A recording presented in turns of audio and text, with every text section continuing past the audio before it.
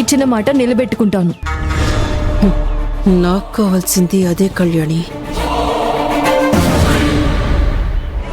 నేను కూడా ఇచ్చిన మాట నిలబెట్టుకున్నాను. ఒకసారి నీ బండిని చూసుకో.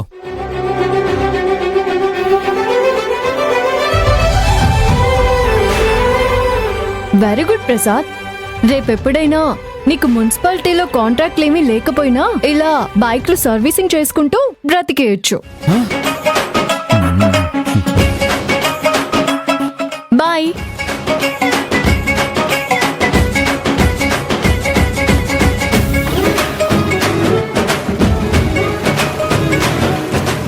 చూసావమ్మా,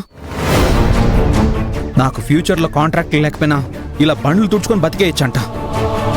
ఎంత పొగరదానికి. మా ఇంటికొచ్చి నాతోనే బండి తుడిపించి నన్ను అవమానిస్తావా? చెప్తా నీ సంగతి.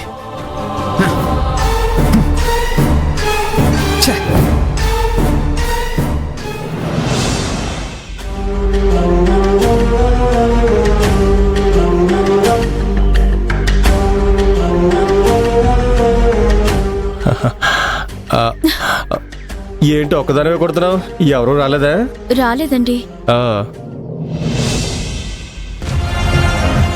వస్తే కళ్యాణి, నా కంటి ముందే నా కొడుకుతో నీ బండి తుడిపిస్తావా? నన్ను, నా కొడుకుని అవమానిస్తూ వెక్కిలి నవ్వులు నవ్వుతావా? చూస్తా. నీ వెక్కిలి నవ్వులకి వడ్డీతో సహా ఇస్తా. జీవితంలో నీ మొహం మీద నవ్వే లేకుండా చేస్తా. చెయ్యకపోతే నా పేరు బేబమ్మే కాదు. ఏంటి కొట్టడం? నేను నేర్పిస్తాను కదా. సార్ నేను కుడతాను సార్. ఎందుకు అంత కంగారు పడిపోతున్నావు? నాకు అసలే జాలి ఎక్కువ. నీకేమైనా తెలియకపోతే అడుగు. నైట్ లేట్ అయినా పర్లేదు, నేను నేర్పిస్తాను. Okay okay. ఈ టైంలో ఎవరబ్బా? బేబమ్మ. బేబమ్మ గారు బాగున్నారా? నమస్కారం అండి. నమస్కారం బాబ్జీ. చెప్పండి బేబమ్మ గారు. నీ దగ్గరికి కళ్యాణి వచ్చిందా? కళ్యాణియా? అయ్య బాబోయ్, కళ్యాణి వచ్చేసిందా? ఛీ, నోర్ముయ్. వచ్చిందా అని అడిగాను, వచ్చింది అని చెప్పలేదు. అవునా? మనకు అసలే జాలి ఎక్కువ కదండి. బండి మీద నుంచి పడిన దెబ్బలు ఇంకా తగ్గలేదు కదండి. బాడీ అంతా ప్లాస్టర్లతో ఉన్నాను కదా. ఈ అమ్మాయిని గోకడం చూస్తే మళ్ళీ కుమ్మేస్తుందేమో అని టెన్షన్ పడ్డాను. ఇంతకీ కళ్యాణి గురించి ఎందుకు అడిగారు బేబమ్మ గారు? చెప్పేది జాగ్రత్తగా విను. ఆ కళ్యాణి మా ఇంటికి వచ్చింది.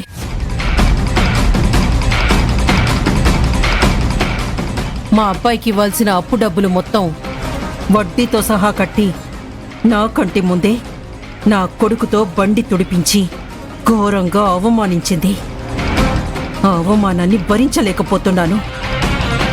కళ్యాణి నువ్వు గుర్తుకొస్తే తట్టుకోలేకపోతున్నాను.